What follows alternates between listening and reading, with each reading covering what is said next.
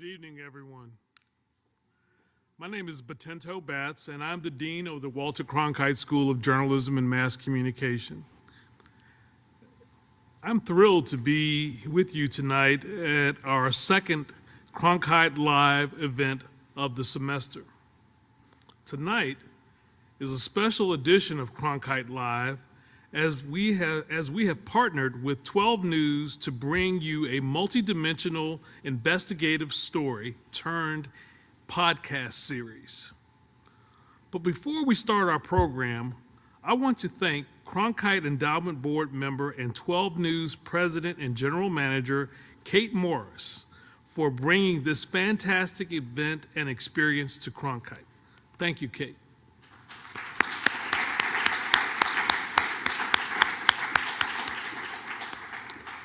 Kate is a proud Cronkite alum, and she embodies our leadership, integrity, and journalism values every day. Thank you, Kate, for your continued support and engagement of the Cronkite School. Now, on behalf of the 12 News I-Team, I would like to formally introduce you to the official screening and panel discussion on Locked Inside. Locked Inside follows the harrowing and heartbreaking story of Christopher Lambeth and those who crossed his path along the way. The documentary digs into a subject that unfortunately does not get careful, in-depth attention in the mainstream. We're talking about mental health and care for those who need help.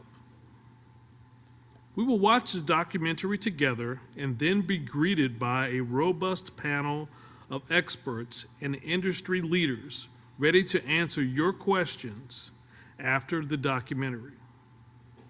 Thank you very much for coming this evening, and please put your hands together for longtime 12 News anchor and staple in our Phoenix community, Mark Curtis.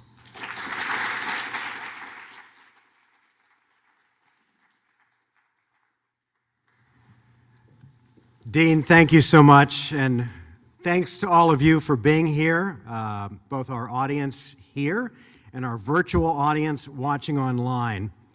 After the screening of Locked Inside, as Dean mentioned, we will be taking questions for our panelists here, both questions from our virtual audience and questions from all of you, because I happen to know that you're graded if you ask a question, if you're a Cronkite student. So we expect a lot of questions. Our job as journalists, and for all of you Cronkite students, your job as future journalists is to be a seeker of the truth, a truth teller. Absolutely, and it's something that we work hard at every day at 12 News, good storytelling is vitally important. But exposing wrongdoing, keeping our community safe, listening and taking action when a problem is brought to our attention, being a voice for the voiceless. Those are the tenets of good journalism, of any good news organization.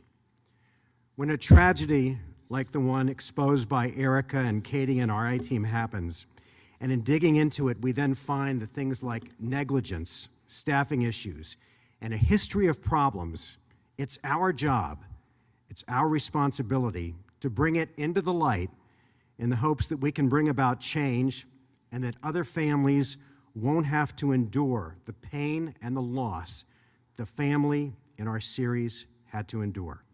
You'll meet our panelists and we'll take your questions right after the screening, but first, this is Locked Inside.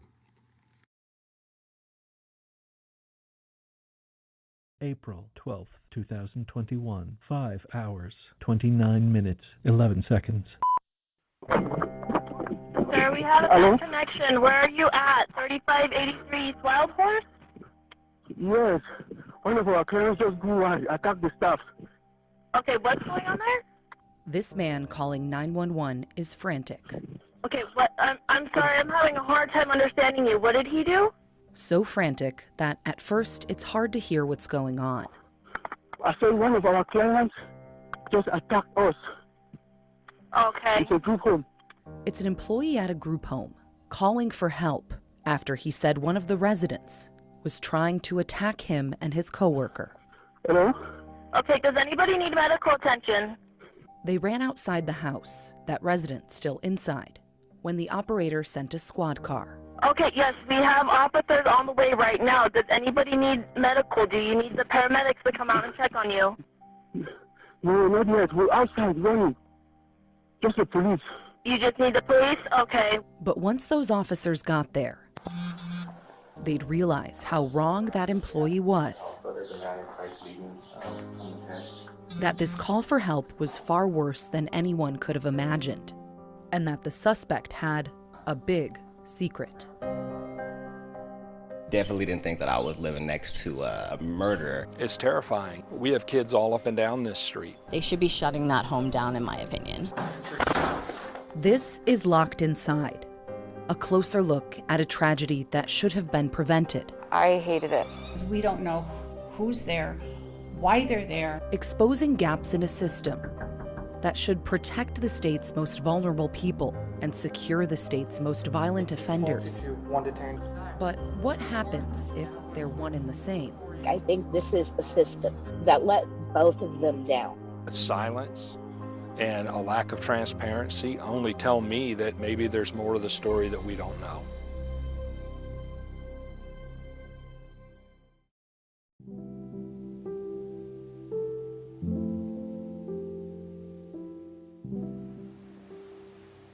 The thing that I always remember is his smile. Nicole Williams can easily remember her first love. Infectious, and not just his mouth. I mean, his whole face and eyes would light up. Stephen Howells. She met him on a bus in Hawaii in 1993 and married him 5 months later. We were young, and so there was always financial struggle, especially in Hawaii where it's so expensive to live. She said Stephen was a music man, playing his saxophone, trying his hand at sound engineering, with big dreams on the horizon. You know, he never had the goal of being the front man leading the act, but he loved being behind the scenes and doing the music mixing and recording and helping from the back end, being able to put music out.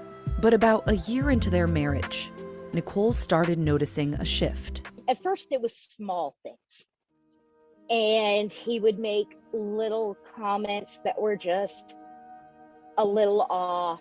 They started progressing more. We had a park that we would walk by, and he started talking to me about a frog he met there and the conversations he was having with this frog.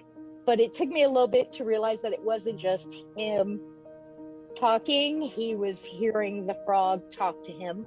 Signs of delusions were starting to show. That was one of the first ones that really stood out. And it started affecting his work. She saw him get worse over time. Trying to get by day was a challenge, and help was hard to come by. And watching him struggle with medications and start getting a little better, and then those wouldn't work, and kind of the yo-yoing up and down. The yo-yoing became too much for both of them. They divorced in 1994.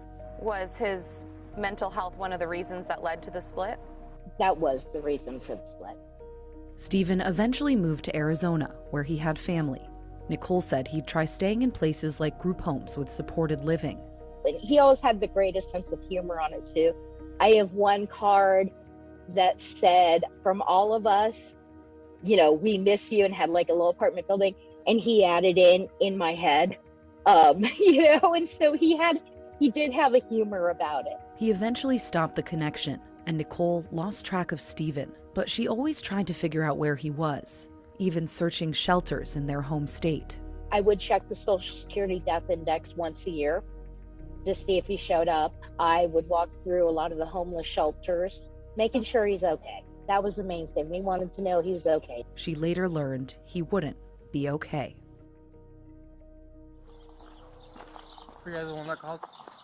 Around 5:30 in the morning on April 12, 2021, Gilbert police responded to that frantic 911 call at a Tilda Manor group home on Wild Horse Drive that's supposed to provide 24/7 supervision to its residents. Okay. And how did he attack you? Like they told the 911 operator, These employees tried to explain that a resident inside the home tried to hurt them, and they ran outside. Alright, so we'll go and talk to him real quick. But when officers tried to go find that resident, You guys have a key? It's locked. the door was locked, and neither employee had a key. So you guys are the staff? Yeah. Okay, so how are you guys gonna get in the house when we leave? Then, 6 minutes after the officers arrived, So you guys left the house without any keys? everything changed. Also, there's a man inside bleeding from his head. They saw a man lying in a pool of blood on a bedroom floor, and they rushed to get inside. They eventually made it in, Okay, we've made entry. and the footage goes dark. Heart check for pulse. They render what sound like chest compressions and called for backup to come in and help this man. Do you have a pulse? No.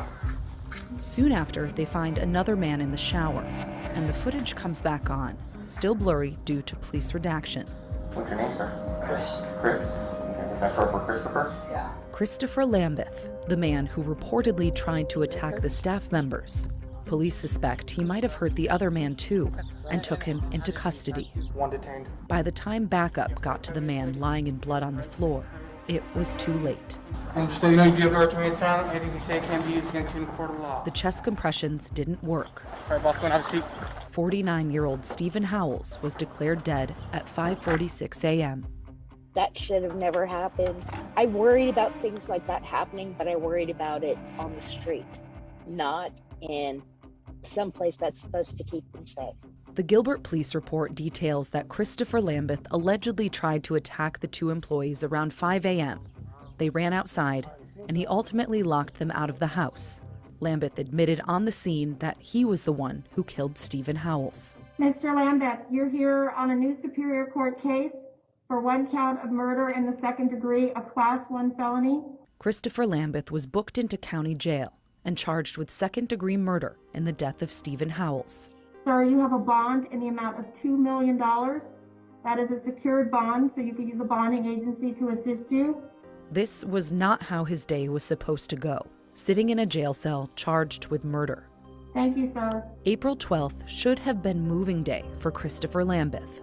He was scheduled to move out of Tilda Manor to a lower level of care at 11 a.m. the morning of the killing. But as it turns out, April 12th stands out for another reason. It was a tragic thing that had to happen to them.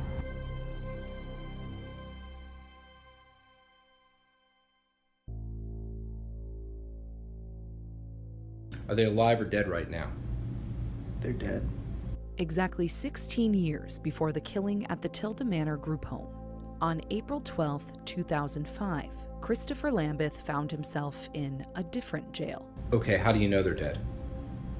I killed them. Accused of a different brutal murder. The Pima County Sheriff's Department burned the original tapes from this interview, so this is a reenactment based on a transcript. You killed him? Yeah.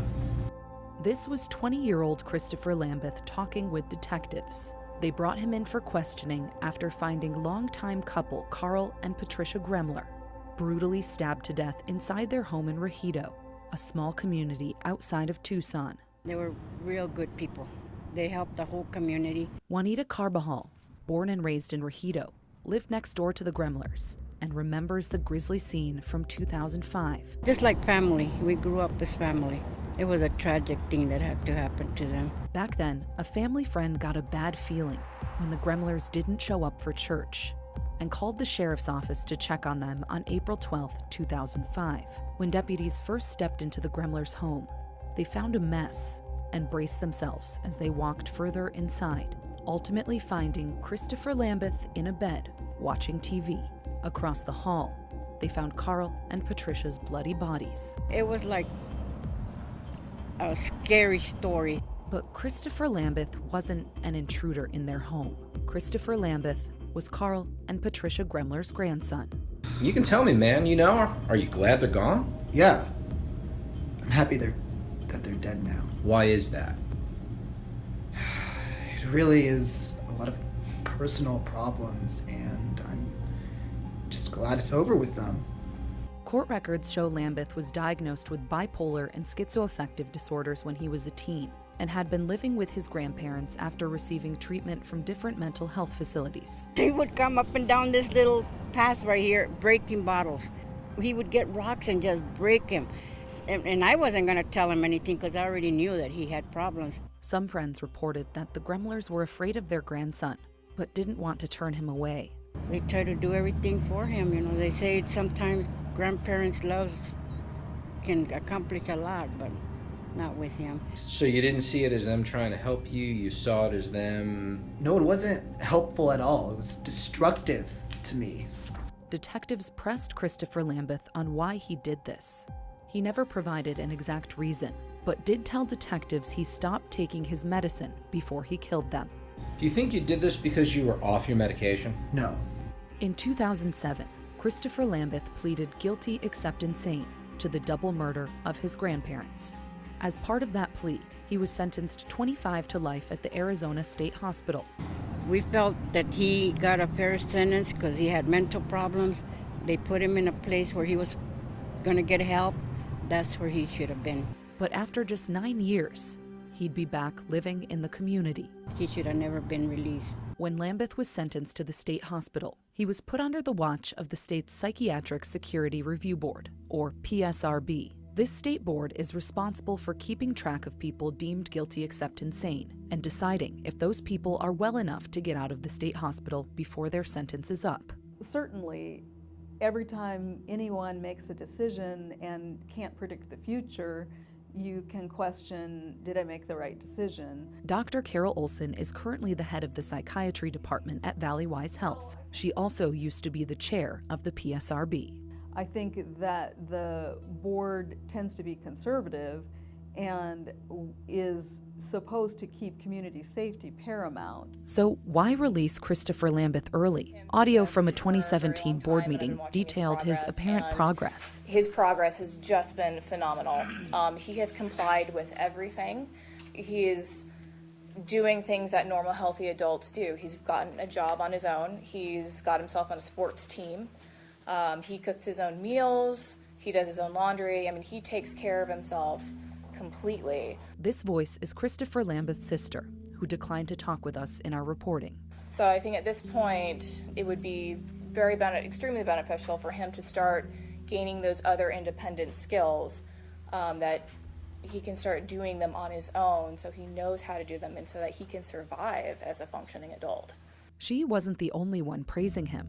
Hypothetically, I could go to a baseball game or have lunch with him or something like that. So I'm very proud of his improvement. His attorney also marveled at his progress, and the board ultimately approved Christopher Lambeth for less supervision, with a reminder that should have been taken seriously. Second, all those in favor say aye. Aye. Any opposed? Stay well. Take your medicine. I will. The exact date isn't clear, but by sometime in 2018, Christopher Lambeth was living at Tilda Manor. Even though he was living in the community, he still had to go before the board for check-ins.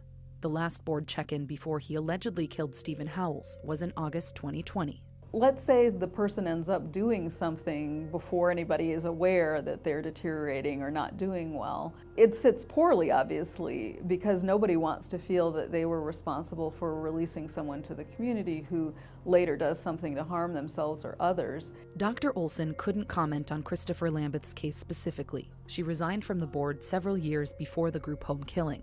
I think it is important to know that many times people are out in the community for years before something like that happens, and it is difficult to predict with 100% certainty how somebody is going to behave for years on end. A 2018 state audit, before Stephen Howells died, found the board was making decisions with inconsistent data, a problem the board claimed it fixed. But critics aren't so sure. Good work. The PSRB declined to comment on Christopher Lambeth's case after he was arrested for killing again. That's 3 lives already, or who knows how many more.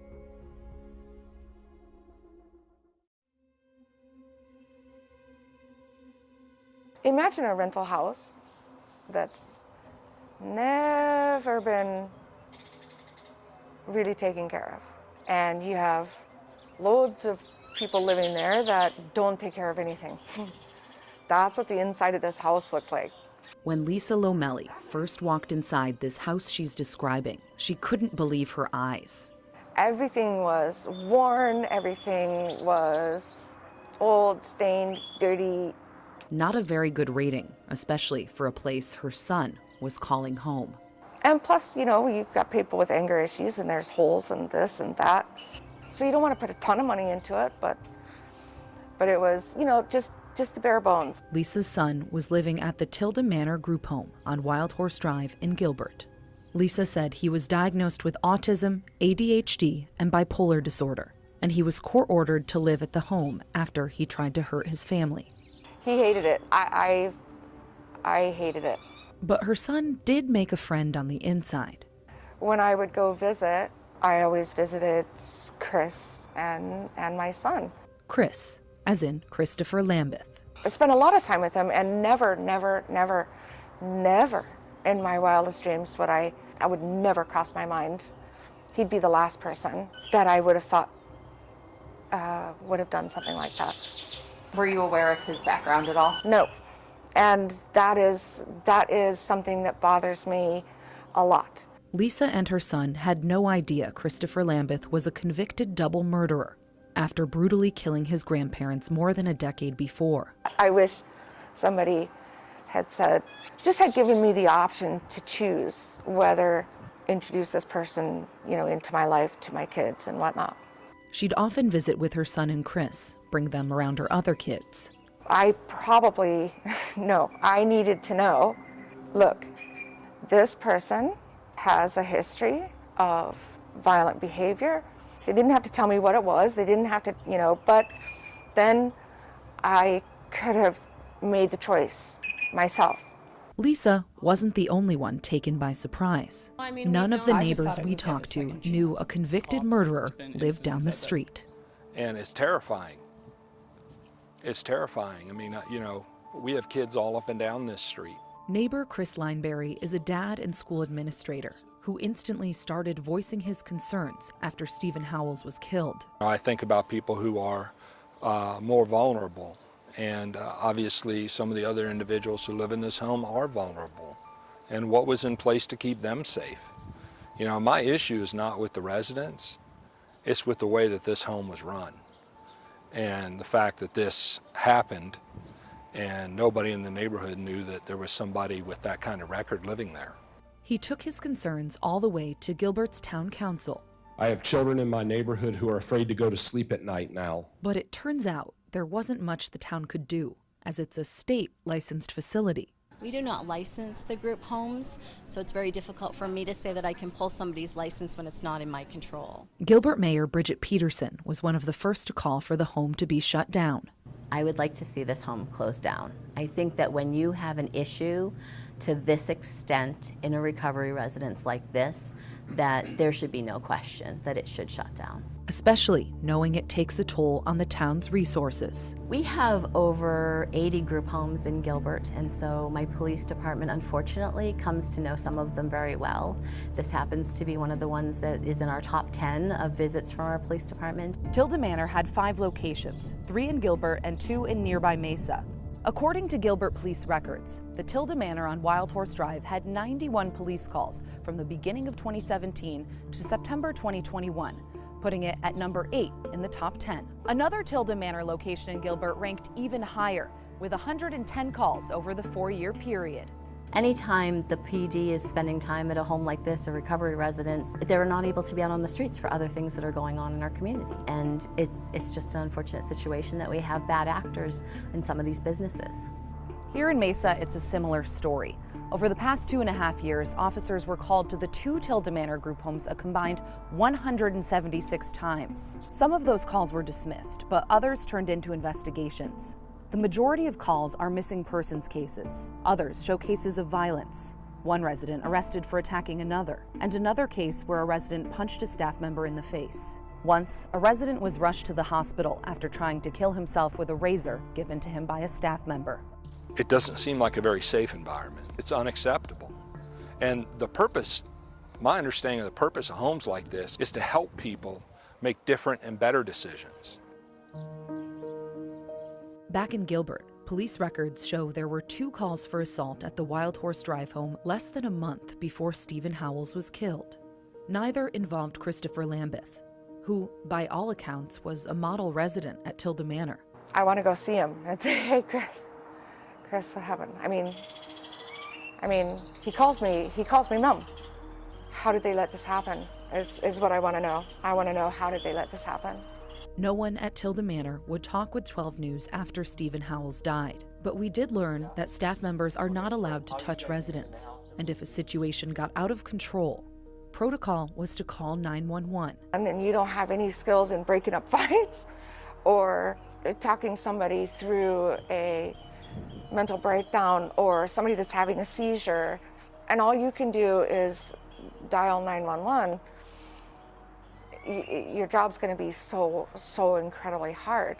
Not to mention, they're supposed to be providing supervision to residents 24 hours a day, 7 days a week. So when you look at case after case involving missing residents, fights, attempts at self-harm, something doesn't add up. That's a sign that there's something bigger happening there. And the residents who live there, obviously, many of them have issues, but they need help with those issues. You know, I understand nobody's perfect. I certainly am not. To have a place that's charged with the responsibility they are and have the lack of oversight that they apparently have is extremely disturbing. It's something I'd really like to see change.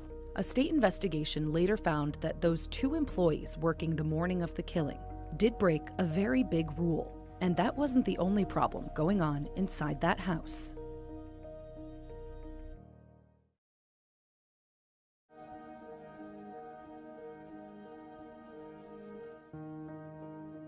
After calls, emails, and messages all went unanswered, we tracked down the owners of the group home Tilda Manor. We're with Channel 12. We were hoping to ask you about Tilda Manor. Samuel and Grace Ashu. Arizona business records list them as the ones in charge of all 5 Tilda Manor locations. Would you speak to us, though, about the recent situation there on Monday? Right now, I can't talk to our corporate lawyers. We haven't gotten any information. We've left a few messages with you guys, but you haven't responded. This was 3 days after that group home murder on April 12th, 2021. Okay. Sorry, no ma'am. Well, Tilda Manor did, however, have to answer to the state health department, who went to investigate the day of the killing. And what they found would be a bombshell. 23 violations in all, from little things to glaring problems. At least 6 of the 9 residents living in the home, including Christopher Lambeth, were flagged to be a danger to self or danger to others, which should have been considered before they were placed at Tilda Manor. 7 out of 9 residents weren't screened properly and shouldn't have been admitted to the home. It did result in a danger to our neighborhood. It resulted in a danger to the employees, and it obviously resulted in a danger to the residents because one of them was murdered, allegedly by another one of the residents there. And when you read that report, it's just damning. There's more. The state found some of the residents weren't receiving proper counseling, including Lambeth, whose treatment plan wasn't even up to date. In the months leading up to the murder, Lambeth's behavior started to change. He expressed concerns about moving out, amid pressure from his treatment team.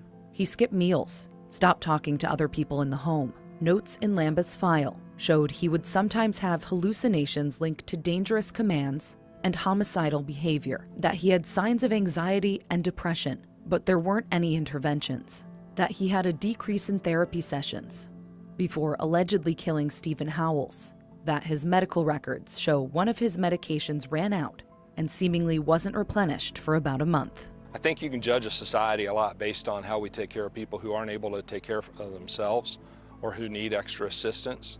To allow them to stay in business and allow them to continue to be neglectful and derelict in their duty, as the report says, is really a travesty.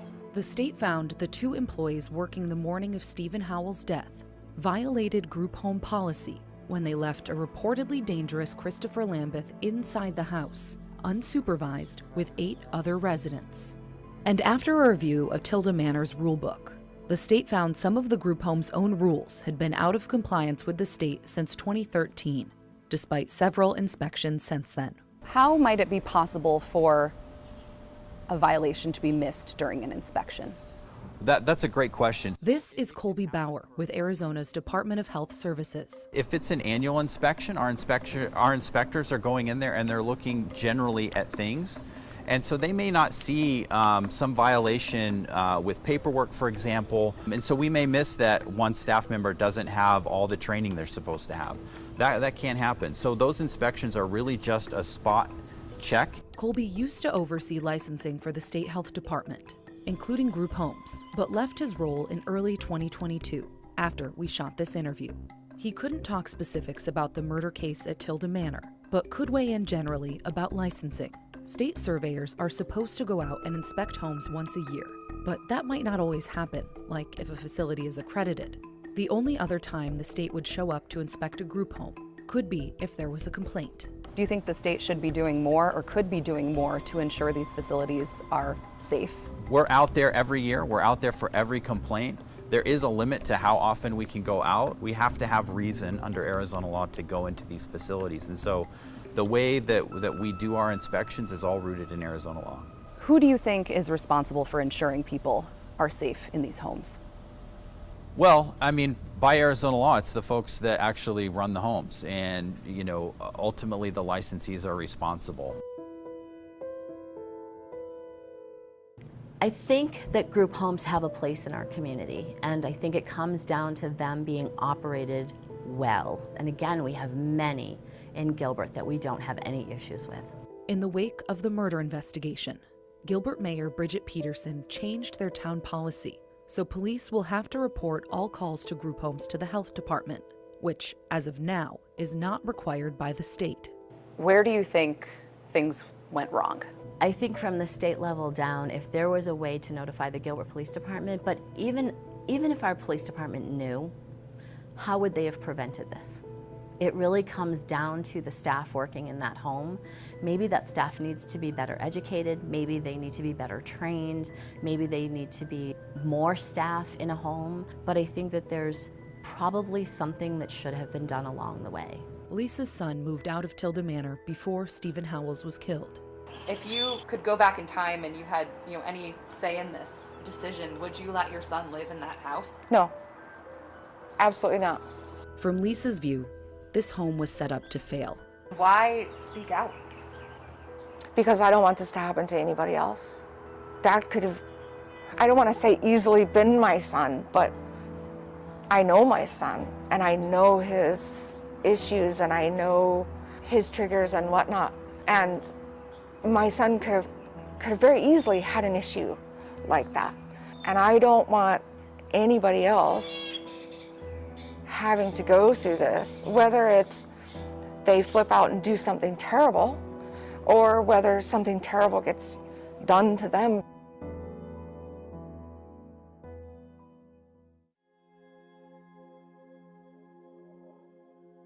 There are not a lot of places people with serious mental illnesses can go for help in Arizona.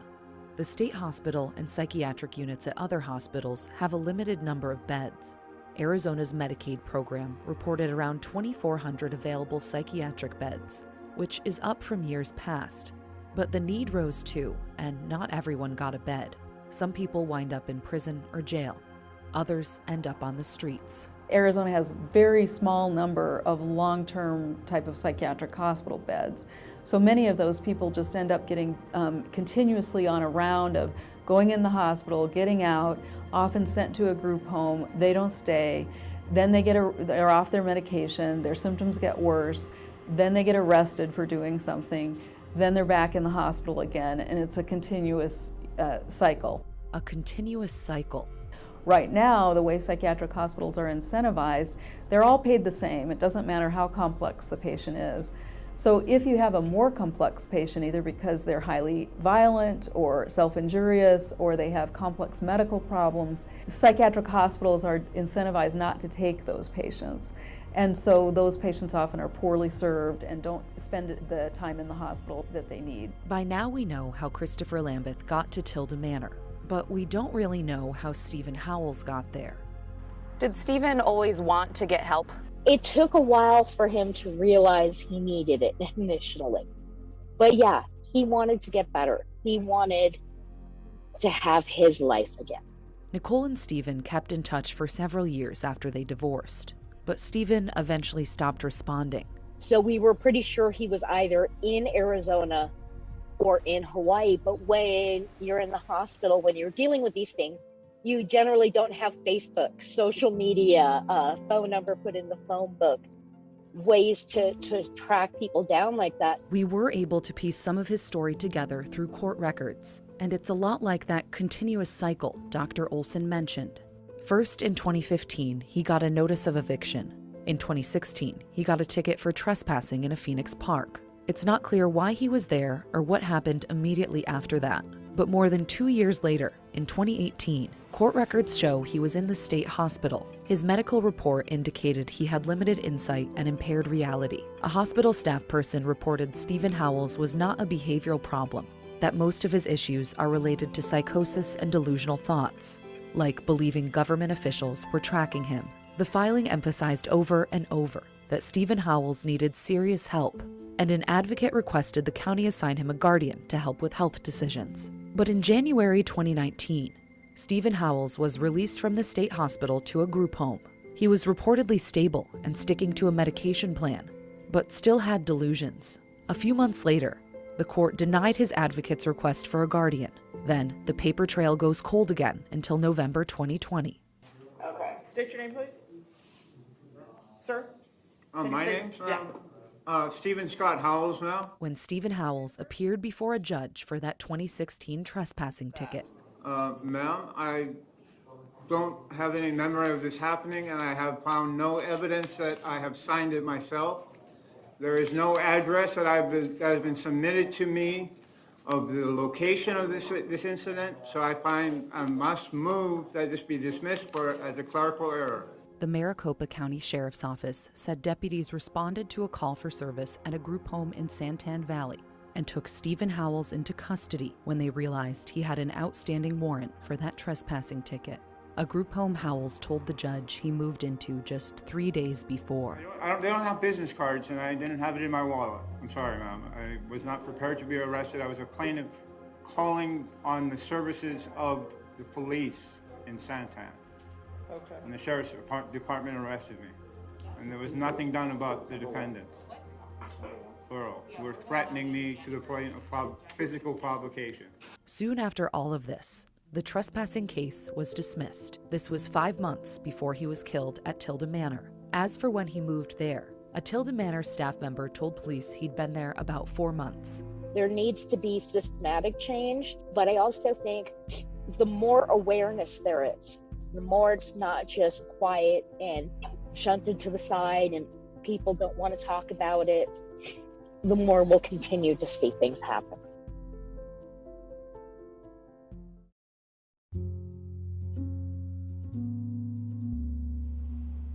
Almost 3 months after the group home killing at Tilda Manor, Governor Doug Ducey signed a new law getting rid of the Psychiatric Security Review Board. Instead, all the guilty except insane cases will be managed by the state's court systems, meaning judges will decide whether or not someone should be released early. Certain lawmakers and advocates applauded the move, but Dr. Olson has her doubts. And I wasn't sure that a judge in a busy criminal court would be able to take the time and have the background in mental health, as many of the board members do, to really make a considered decision about what should happen with that patient. I still feel I wish the PSRB would have received sufficient resources to be able to actually function as it was intended to function. The change to courts isn't set to happen until July 2023. In the interim, the board is supposed to operate with newer, stricter guidelines. The new law did away with one position, so now there's only 4 people on the board. And in early 2022, we learned 2 more board members resigned. In February, March, and April of 2022, the board couldn't hold its monthly meeting because it didn't have enough people, meaning all people deemed guilty except insane who are due for check-ins are waiting in limbo until the governor's office appoints new members. And Dr. Olson brings up a good point. Only time will tell whether this change to the courts will make the state's mental health care system any better. I personally feel that mentally ill people who committed a violent crime and were found guilty except insane need to have an enhanced type of monitoring beyond what occurs to to those who have not, for the safety of the community. In July 2021, the State Health Department filed to revoke Tilda Manor's license at the Wild Horse Drive location, much to neighbors' relief. It would be a victory for my family, it would be a victory for our neighborhood, and it would be a victory for the people who live in that home. The health department told me that despite the investigation and the murder, Tilda Manor was still allowed to operate all 5 of its locations. The wheels of justice turn at glacial speed, and this definitely didn't happen quickly. Tilda Manor disputed the revocation and still hasn't resolved this matter with the state. So the company still has its license to operate the home on Wild Horse Drive. Another Tilda Manor in Mesa actually lost its license in October 2021 after a complaint that residents were left alone inside. All 5 of the locations seem empty now. How did it happen? How was an agency given the freedom to house people who they weren't qualified to house? How was there that big of a gap or hole in the system that people were able to fall through? And these aren't cracks. These are wide gaps. The state was able to find so many problems only after Stephen Howells was killed at Tilda Manor. Tilda Manor wouldn't tell us whether the 2 employees working that morning were ever reprimanded, or explain why they were operating without following some of the rules. And my issue is not with the individuals who live in that home.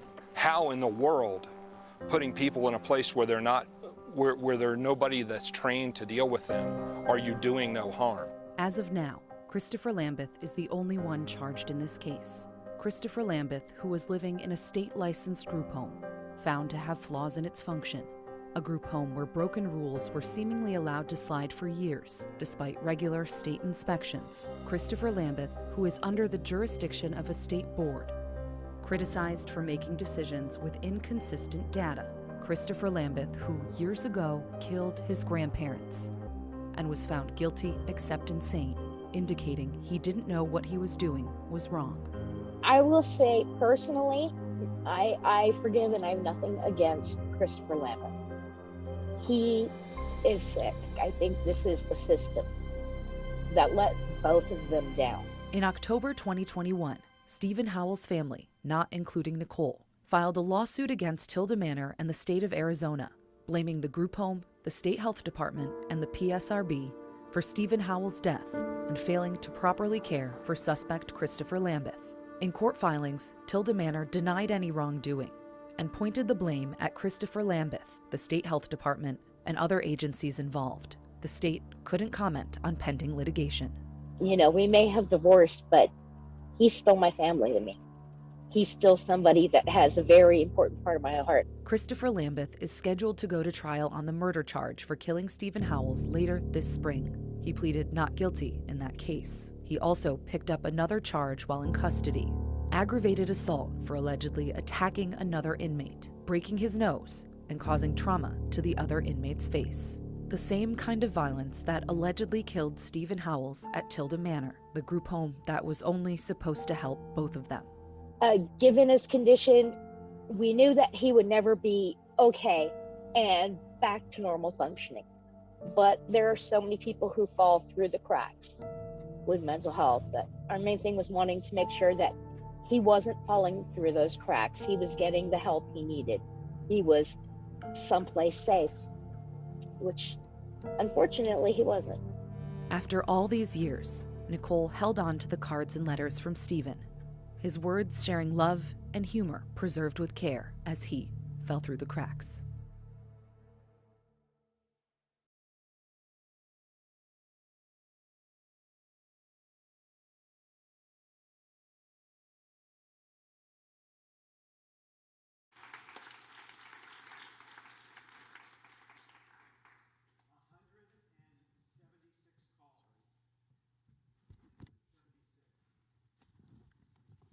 To Tilda Manor, that one location.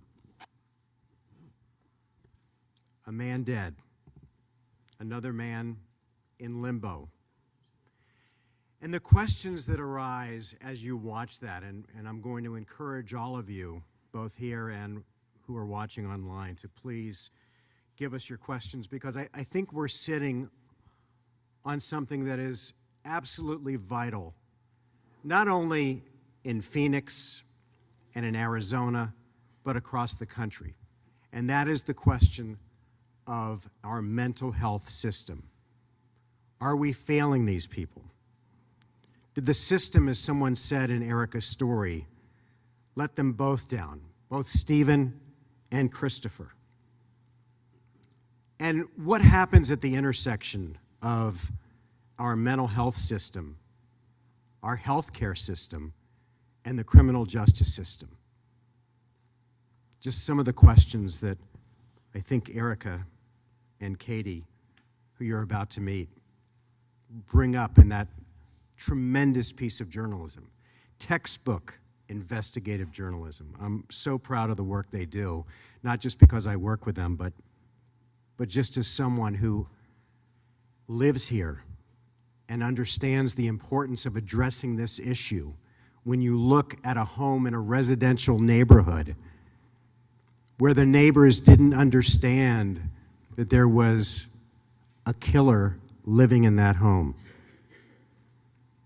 So let's introduce you to our team, starting at the very end with Katie Wilcox, who is the 12 News I-Team executive producer. And Katie, why don't you tell everybody a little bit about what you do? Sure. Thanks, everyone, for joining us. So I work with Erica and our team of reporters at 12 News. I lead our investigative unit, but also handle a lot of the day-to-day and kind of train many reporters and producers on some of these investigative methods. So going back and watching this, you know, I think we look at data, we look at a lot of documents, reviewed tons of video, obviously audio, chasing records. This clearly took a while to produce, and I think it shows a good example of what it takes, and if you're continuing to do the journalism over and over and over, day after day, and airing many stories, and eventually a documentary like this that exposes so many things. It really does. Erica Stapleton, the fantastic reporter in that series, and who continually does great work at 12 on the I-Team. Erica, why don't you tell the folks about your background and what you do? Thank you, Mark, and thank you everyone else for joining us tonight. I'm really excited to see such a good group of people here. And as Mark said, I do a lot of reporting at 12 News. A lot of it is focused on crime. And when I first started reporting on this story, there was really something that I just couldn't shake. You know, there was always another stone to unturn. There was always another person or another agency involved. And I think as we continued to dig and dig and dig, we only came up with more questions. So that's really what resulted in this piece right here, is that, you know, doing a simple day turn or one story wasn't enough, and we had to continue chronicling everything that we'd been learning and everything that we'd been uncovering. And when you're able to put something together in this way and present it in this way, I think you can get it in front of the right people that will hopefully continue pushing and asking, and maybe could start creating some change that's necessary here. So thank you all again for being here. And Erica, before we get to Will Humble, just sometimes a story sticks with you and you can't let it go, and you carry it around for years after you've been doing the digging. Was this one of those stories for you? It was and still is. Even, you know, to this day, we're still learning new details, and as you know, some of that's slightly dated. This originally aired in May, and we'll get into some of the changes when we start our discussion, but there are still questions that I have that aren't answered yet. So no, the reporting's not done yet, so this is definitely going to be a story that sticks with me. And I'm also grateful for those who spoke out throughout this entire reporting process and were brave enough to share their own experiences, because that's something that is valuable when it comes to reporting on stories this way.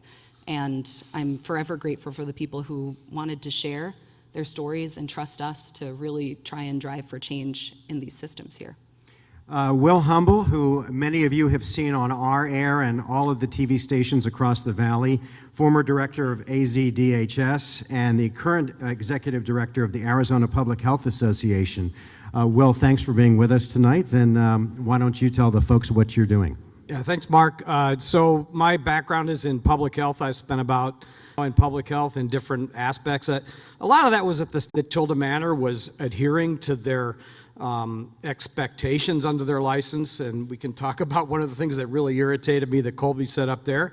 But the state health department is that you asked, who's responsible ultimately for the safety, and it's the state of Arizona. It's the state health department who's the regulatory authority, and the fact that Colby would just say, it's the facility itself. Of course, they have that obligation. I'm getting off on a tangent here. No, but passing the buck in this case. Yeah, it really irritated me. So I worked with Erica in the background throughout a lot of this because I worked at that agency for so long, and she would come to be frustrated that no one would talk to her, or they're just not returning their calls, or she can't talk to the right people. You know, you can talk to the person who's the communication director. By the way, if you're, as you students, always try to get to the person that does the work.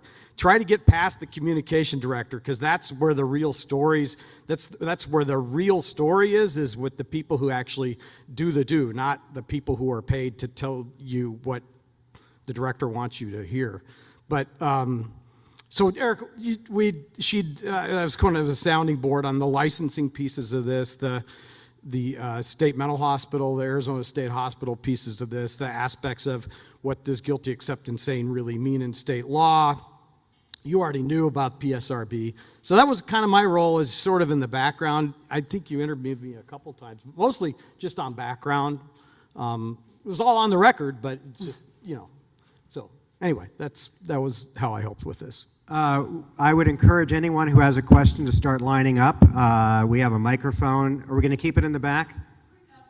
Okay, we're going to bring up the microphone. If you have questions, I would encourage you to start lining up so that we can move on with our program here. I also want to introduce Dr. Felicitas Koster, who's a psychiatrist at Valleywise Health. Thank you, Dr. Koster. Would you like to just tell everybody about what you do? Sure, hi. So I am a psychiatrist at Valleywise Health, and I work at the Mesa Behavioral Health Specialty Clinic, which treats persons determined severely mentally ill. One of the things that we heard in that story, Dr. Koster, roughly 2,400 psychiatric beds in the state. From where you sit, is that sufficient for a state the size of Arizona? It appears not.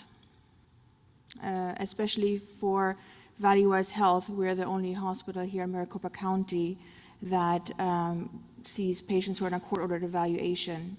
And there's always a long waiting list to get people into our hospital, which is very detrimental to our community because oftentimes these petitions, they expire. And by the time they expire, they're then oftentimes released from the crisis care center where they were at.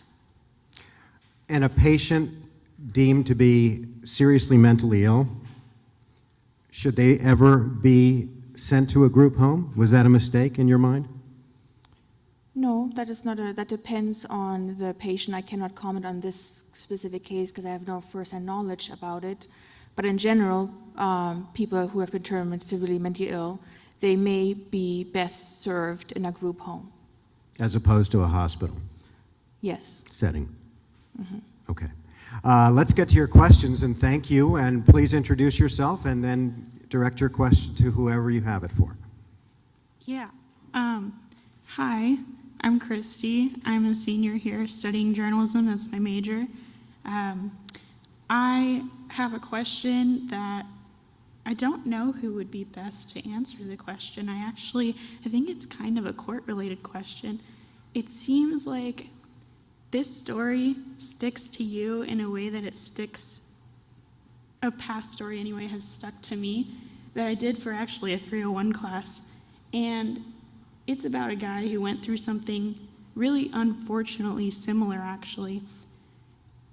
So I don't know if you've heard of the case Fabian Durazo, but he's currently going through the court system for murdering a pregnant woman after he committed some other nasty crimes, but he was deemed mentally unstable and had schizophrenia and things like that. So how likely is it that we're going to see him convicted and go through court and things like that based off of what you've seen with this case? Is he going to receive the help he needs?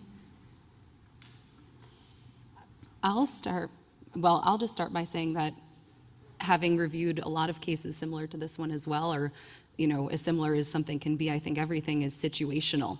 And when it comes to getting help, I think the people who are providing the help need to be able to respond to every sort of situation. And as we've seen in this story, and it sounds like the details in the case that you're looking at, that the details can be very varied and the outcomes could be really troubling if there isn't the right sort of help applied. And I would be very interested to hear from Dr. Koster as to what she may think in terms of that sort of scenario. Well, I'm not familiar with this particular case, and so I guess it depends if, what happens with it. If a person is found guilty except insane here, depending on what that happens now, whether they will be overseen by the PSRB or in the future by a judge. We don't know how that is going to look like yet, how they're going to make the decisions. Also, in regards to the group homes, we're not really sure if anything changes, if the oversight is going to become more stringent or not. So I really can't say too much about that. Sorry. I'll jump in. I think from the big picture on looking at so much of the journalism that we've been covering in the few years that I've lived here, we have exposed not just a couple of gaps in the mental health care system, but understanding how the courts work a little bit would be pretty valuable. The guilty except insane only has a jurisdiction of maybe a couple hundred of people over its lifetime. Far more people, thousands, will go through they call it Chapter 11. Basically, they'll be seen, are you able to stand trial? If you're not able to stand trial, you're bounced back basically until you are able, and that's what typically is going to happen to most people who are going to be facing criminal justice. What we've also seen, and something else to really pay attention to, is that once they go to jail, serve whatever it may be, a lot of people are released to the street. We've done many series about people who are it's been called treated and streeted, effectively. So even if you have a diagnosis like Christopher Lambeth or like Stephen Howells, or someone who has committed crimes and someone who has not, just because, and you could speak to this a little more maybe, just because you go to a place even like Valleywise or to jail, and you need help, doesn't mean that you're going to be released into a system that's always going to catch you afterwards. So as far as your case goes, I think you should pay attention to the court system. You should start finding contacts who can help you follow it better and continue reporting on that. Thank you. Thank you very much. Well, in Erica's story, the person that who was that you interviewed from DHS? Colby Bauer is his name. He no longer works at ADHS. He left. He pointed out that AZDHS does what it can under Arizona law, a yearly inspection of these group homes. Does Arizona law need to change? So there's some functions that need to change. So real quickly, so here's how it works, and this is an important part of all this. Back in 2009, well, I don't want to go that far back. Let's just say what he said, what you had up on the screen is accurate. So if you have a licensed facility, it could be assisted living, it could be skilled nursing, it could be behavioral health home like we're talking about here. You can either you get your license from the Arizona Department of Health Services, and you can either have your annual inspection by the state health department, or you can pay an entity, and that's what you were talking about, accreditation. You could pay, say, the Council on Accreditation or another entity to certify that home. And then under state law, the state health department's required to accept that certification in lieu of the annual inspection. So that's how it works. But the state health department is obligated by law and by statute to follow up on complaints that come in about the care in the homes. And so you asked if the state law needs to change. I would argue that number one, the resources at the state health department need to change so that they can actually follow up on the complaint investigations that come in. I set the licensing fee in 2009. It hasn't been changed since. So it's an under-resourced agency, and it's not just, and you could see it reflected in the fact that, at this group home, it was for year after year, there was no deficiencies noted or the complaints were dismissed, and then there's the murder that occurs, and suddenly there's a whole laundry list of deficiencies. Now, you're telling me that it just happened overnight? I'm saying that there was a lack of due diligence on the part of the agency for years that led to that situation, a lack of regulatory rigor and lack of following up on complaint investigations. And for Colby to get up there, and I know him really well, I worked with him many years, for you to ask him who's responsible, and for him to say it's the facility alone ultimately, I mean, that's just a lack of accountability and something that should not happen in state government. I used to say to my staff all the time, when bad stuff happens, you take the ropes. You learn from it, you accept responsibility for it, and you make changes.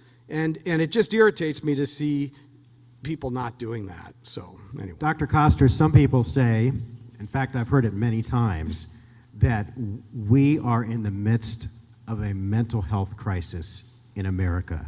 From where you sit, do you agree with that? It is a crisis. I think it is in general healthcare and especially mental health care. There is a lot of people with need, and the resources sometimes aren't there. And when you don't have enough resources, people make mistakes. Things don't go well sometimes. So I think more resources would always be a good thing to just help support our community. And when you say resources, do you mean money? Do you mean staffing? All of the above? Well, always money and also people, yes. That is what I believe. Someone said in Erica's story, the measure of a highly functioning society is how they treat their ill, the people who are sick, whether it's physical illness or mental illness. Will, is this an indictment on our society? Well, I don't know, that is a pretty big, bold statement to make, but I do think that, as a society, we could and should do better. Okay. Will? I don't think it's an indictment on our society. I think it's an indictment on the people that were responsible for ensuring the health and safety, speaking to Tilda Matter, of the residents in those homes. And it's not just behavioral health group homes. I mean, there's the Auditor General. By the way, all you journalists, future journalists, remember the Auditor General's office if you stay in Arizona, because it's a really group of super talented people that put out reports. They report to the state legislature rather than the executive branch, which is really important because it's a really key check and balance in the system so that the legislature has a direct view into what is happening within the executive branch. And they put together some really professional reports.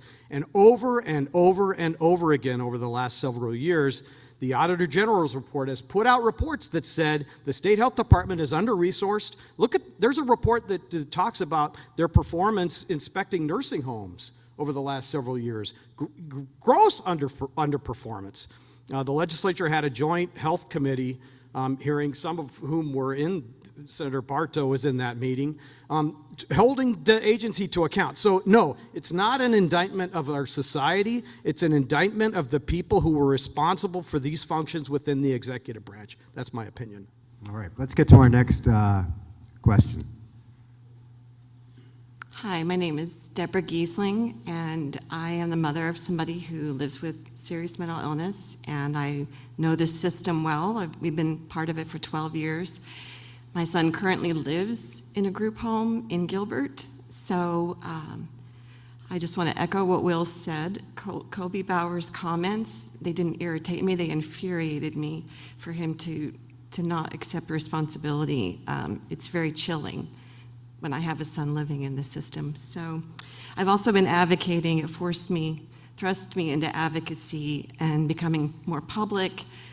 My main motivation was to save my son, and that's how I did it, by being public. So I know it pretty well, sadly. Just a couple quick questions on the AZDHS report. They went to the home, Tilda Manor, and some things I noticed were interesting. They said 6 out of 9 residents were danger to self, danger to others. And they considered that to be a violation, which I found interesting because many of the residents are on court order. that go into these group homes, and it seems like this was a BRF, a behavioral health residential facility, which is a higher level than just a community living group home where my son currently is. So most of these residents are danger to self, danger to other. They've been declared that by the court. And so they're having to live in the community, and most of the time they step down from a hospital into these BRFs. So I'm curious as to why that was a violation, if that came up or there was some clarification on that.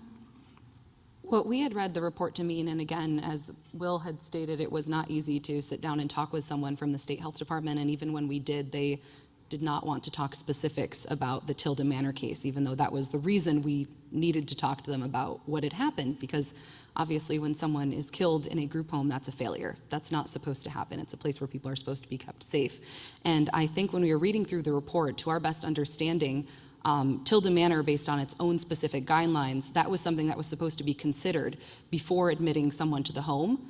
I don't think it was necessarily something that would prohibit someone to be allowed in the home, but it was something that they should have considered and didn't. So I think it was a violation due to a flaw in maybe the screening process. And what we also uncovered as we reported and talked to people who, stay in these facilities and other family members like yourself who know a loved one who's in a facility, they had said that there is not knowledge of background of other people who are in there.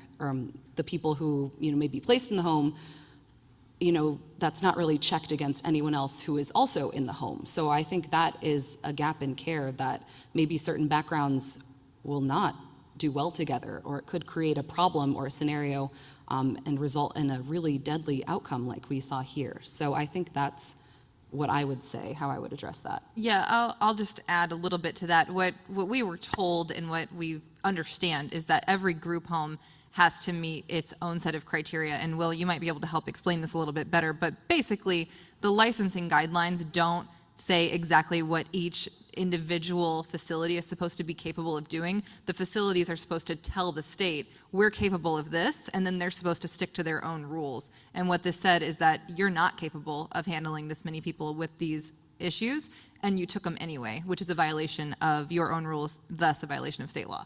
Yeah, that's exactly right. We rewrote all the regulations in 2013. It took us a year and a half, and we wrote it that way because the regulations used to be very black and white, and it just didn't make a whole lot of sense. And so we made them basically, if you go back to the base level, the regulations require the facility to meet the needs of the patients.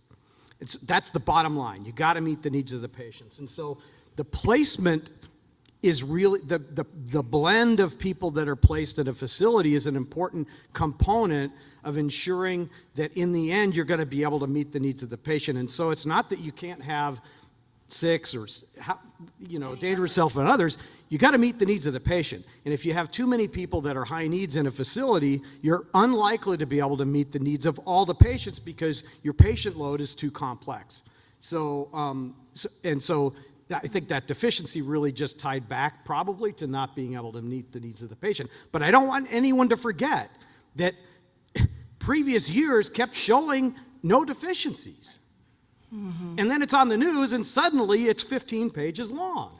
Well, that shows you that there was a lack of rigor on an annual basis going back for a long time. And it's a resource issue in part, but it's not something that needs a general fund appropriation. The state agency director has the authority to set licensing fees. That's already in law.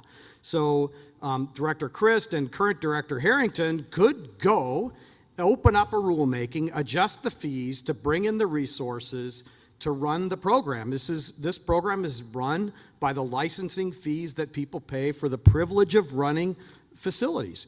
And so this isn't a problem that it's fair for an executive branch agency person to blame on the legislature for the lack of funding. They have the authority to raise the fees. Director Christ she had that authority didn't do it. Don's not doing it now, despite the Auditor General reports. So one of the things that bothers me the most in state government has always been people who are unwilling to take responsibility and be accountable for their programming. and what you're responsible for under law. The only way you get better is by accepting responsibility when something goes wrong, learn from it, and move on.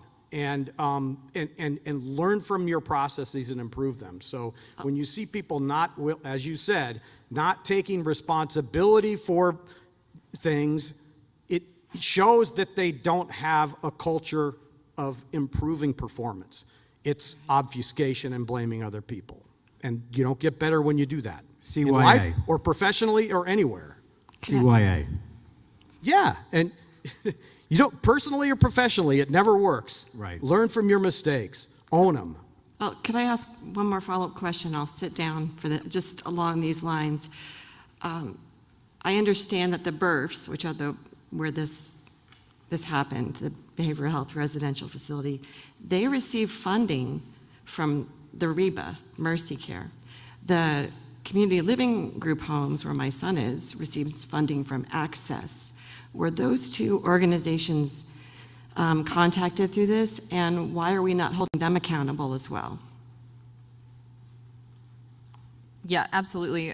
We reached out to Access numerous times, but to no effect. And Mercy Care has always referred us back to Access. So Mercy Care has actually never done an interview with 12 News as long as I've worked at 12 News, which is since 2019, and despite numerous attempts to contact them, and they're actually pretty difficult to contact at all. Access has a spokesperson who may or may not respond to emails. Do you have anything else? I would say they respond to emails, but they tell you that due to patient confidentiality, they cannot talk about anything, which is fair. And I think there should be patient confidentiality laws, don't get me wrong, but it is frustrating when you're trying to get to the root of a problem, and when that is an agency that's involved and you get absolutely nothing, and there's no documentation that you can really dig into to, hold these agencies to account, then that's frustrating. And I will say, though, we had heard anecdotally, and it's been, to this day, a pain to get any documentation from Tilden Manor. We do know people were there through Access, and one of our updates that we didn't get to mention right off the bat is that this particular facility did officially lose its license in June 2022, so there's no one staying in those homes at this time. Just today we learned that 2 of the other facilities failed to pay their licensing fees, so they lost 2 of their licenses, and we had reported in our piece that another one had lost one too. So of the 5 Tilden Manor locations, only one of them is in good standing with the health department right now and can theoretically operate, although we've been told anecdotally that there are no people living in those homes. So I think that's a great question, Deborah, and at this point, no, it's been hard to really figure out exactly what role they may have had in this, and it's been tough to try to hold them to account as well. They are named in Stephen Howells' family's lawsuit. Hi, what's your question? Hi, my name is Layla Roden. I'm a journalism major, and I had a question because I'm interested in the crime kind of investigation reporting. I just wanted to know if is your job hard when you have to actually go and talk to these people that are dealing with a death? Is it, how do you feel and how do you overcome that? Because you have to do that a lot.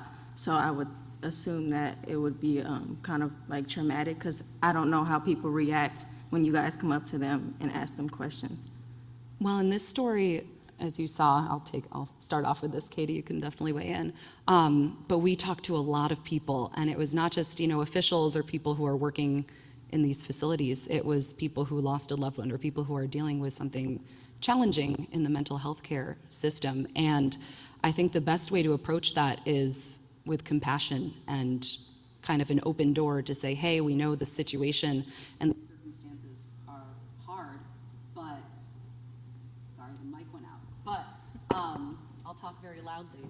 So it's, tough circumstances, but I think, I always phrase it, and when I reach out to people, I say, hey, if they're, I understand this is a tough situation, but if there's, a way our reporting your story could maybe prompt change or maybe help, then we'd love to figure out the best way to do that and sit down and talk with you. A lot of these conversations happened over the phone first. Katie and I talked a lot before we approached certain people, knowing that there is that barrier and that challenge that comes with some of the really sensitive material in this case. So I would say always remember that you are dealing with people. No one ever has to talk to you. I think public officials and people who are in positions of authority should talk to you when there are situations like that, just coming from my vantage point here, but someone, a family member, or Nicole, who is the ex-wife of Stephen Howells, and, when you think ex-wife, you might not think, oh, they'll speak to us, but she ended up being an incredible interview and gave us so much more insight on Stephen, who he was, and that we knew that was an incredible part of the story that we really needed to have. So I guess I know I'm getting rambling on a little bit here, but I would say you just have to be very open-minded and also compassionate when you're approaching people in this scenario. And if it's something that's really heavy, then talk it through with your team as well. Okay, thank you. Did you? Okay.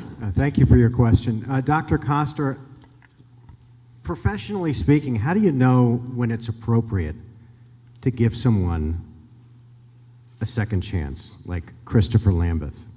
He had killed his grandparents, and then he was sent to a group home in less than 10 years, released from the state hospital. How do you know when it's appropriate? I'm not sure what you mean by second chance. I mean, ultimately now, it is in the hands of the courts. But from a psychiatric standpoint, are there markers, are there indicators that make you feel comfortable releasing someone and putting them into a group home situation? I see what you're getting at. So, in general, people who've had committed violence or have thoughts of wanting to hurt themselves or others, they often have these thoughts chronically. And so, yes, they are definitely fine to put in a group home. Of course, we always talk about treatment plans, so that's what the key is. You need to have a treatment plan in place. They need to be most likely on medications, monitored regularly, and have a whole treatment team that checks in on that person regularly and intervenes appropriately when things don't look good. So you don't wait until something bad happens, but there are always a lot of signs beforehand when somebody's not doing well. And then, you go back to the treatment plan and adjust it if needed be, and intervene as needed, whether that is changing the medications, restarting the medications, making sure they take their medications, whether that is maybe putting them temporarily in a hospital for aggressive treatment, or placing them on court-ordered treatment, maybe switching them from a regular outpatient clinic to an ACT team. So I think it is really dependent on the treatment plan that is in place for them, and that it is sufficient and that it is specific to that particular patient. I have a quick follow-up on that. I agree with everything she just said, and that is this. The oversight for the patients we're talking about is with the Psychiatric Security Review Board, PSRB. And it was in your story, and it went by really quick, but I don't want anyone to lose this part of it, which is that oversight committee, PSRB, hasn't had a quorum, hasn't been able to meet, hasn't had done the oversight. They can't have meetings in February, March, April, May, June. July, August. August. They still, so they're, and these are people who are appointed by the governor's boards of commission, makes recommendations to the governor, who then appoints these positions. And because there's a lack of quorum this whole year, this oversight function hasn't been happening because people haven't been appointed to the board. I mean, if that's not nonfeasance, I don't know what is. Well, how does that happen? We've asked, and the last we heard from the governor's office, which was a few months ago, I've reached out recently to talk about the recent cancellations of meetings, and we've just heard, they're actively trying. And it has not happened, and you have to think too, I know this meeting hasn't happened, but there are families of victims who go to those meetings, and there are people in the state hospital that have not had that sort of checkup, and that's a really long time to go without that sort of follow-up, especially given the population that the board is tasked with overseeing for the time being. And it's not just the people in community placements already. It's people at the Arizona State Hospital who rely on the PSRB to help provide them the due process with their treatment plans. And now that doesn't exist, and hasn't existed all year. And it's inexcusable, in my opinion, to not appoint. There's talented people that would serve on that. In fact, I know there are people who have applied. I know for a fact there's talented, qualified people that have applied to serve on that board, and it is serving. It's not something that you make a lot of money on. It's grunt work, and it practically pays nothing, but there are people who want to serve and do that, and that's been vacant the entire year. Thankfully, in my opinion, the responsibility is moving to the courts. That has moved up to January 1st, right? It was in a budget reconciliation. Your story said July.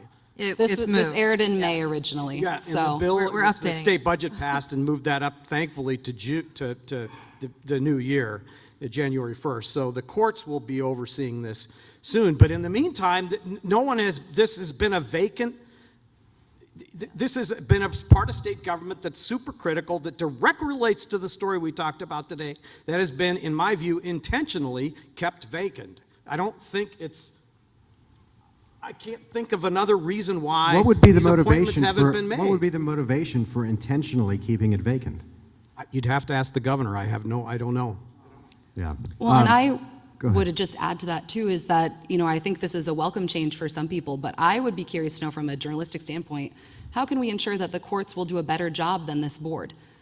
What will be, what sort of judges will be involved? How will they be trained? Is there going to be a certain set of criteria that they will follow? And that would be something I would be interested in seeing. And the PSRB meetings, at least, were public record. And I don't know how many of these hearings would be public record, and if cases are sealed, and if different hearings are sealed, it can be really frustrating. There's a lot of changes that we really want to see some transparency in, and I think we're gonna have a new governor. We will have an election in November, and it's something that we have to continue not only to ask our current governor, but also candidates who may become the governor, if they will be committed to transparency and enforcing public records laws. I think also to what Dr. Koster said, we talked about the treatment plan a little bit, and I think when we know that there's someone who needs the treatment plans that doctors are laying out for them, and then we later hear that they weren't enforcing it and didn't look at it for months, according to the state review, I guess, how does that make you react? Because I know how it makes me feel. Well, in our clinic at Valleywise, we always talk about treatment plans. We always review them, and we make changes depending on what the patient does. So I cannot really speak to, like I said, this case, I wasn't involved in it, but we take treatment plans very seriously. And so, we monitor our patients and we make changes all the time. A, because they're doing better, or B, because they're doing worse. And so you have to, the clinic also, that is our job, to make sure that our patients are, well treated so that they can be in the community and do what they want to do. That's our goal, so that they can live their life. But we also need to make sure that everybody else is safe, in, the community, and including our patients. And so if you don't have a treatment plan, then you don't know, what are you going to do, what's going to change, how will you know when to make changes? And those licensed facilities are required under the regulations to make sure that the patients under their care are following their treatment plans. So it's follow through on those plans. And that if you don't have that regulatory oversight, and people know they can get away with it and not have that oversight and not hire the kind of talented people you need to run these kinds of facilities, then they're going to take shortcuts. And you have results like we just have been looking at here. Mm-hmm. All right, let's get to our next audience question. Oh, it does adjust. Okay. Hi, I'm Melena Bizier, and this is for, I guess, anyone who wants to answer, but I believe, Ms. Wilcox, you went to ASU, right? I'm not that Kate. Different yes. Kate, okay. Yes, she is actually in the back of the room. Okay, so for I went to the anybody. University of Iowa. But when you started getting into the field and getting into doing documentaries and stuff like that, first of all, how did you get into that? And because that's exactly what I want to do.